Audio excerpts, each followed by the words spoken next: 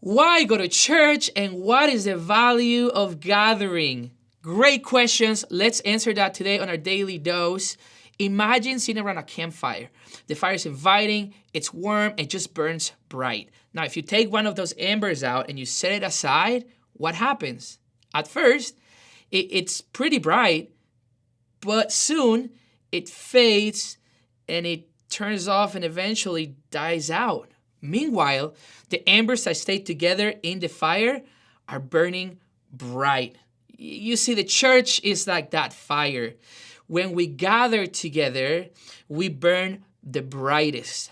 But when we set ourselves or when we put ourselves away or separate from it, our faith can eventually cool off. So, today, in this daily dose, we want to talk about the importance of why go to church and the value of gathering. Today, our text is going to be Hebrews 10:24-25. If you're wondering, who is this guy?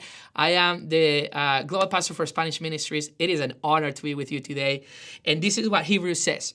And let us consider how we may spur one another on toward love and good deeds, not giving up meeting together as some are in the habit of doing, but encouraging one another, and all the more as you see the day approaching.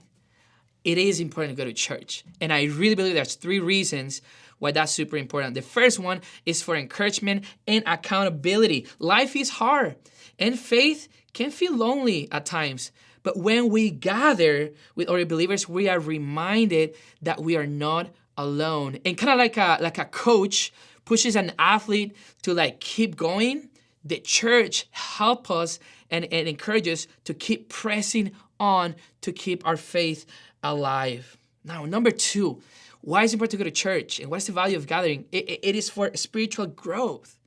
The Word of God challenges us. And when we hear the Word of God, when we gather together and we hear the Word of God, we are encouraged. When we hear the testimonies of other people, it encourages us, and it helps us experience God in ways that we wouldn't if we were alone. And lastly, it is for serving and encouraging other people, serving and loving other people. Church isn't just about what I get.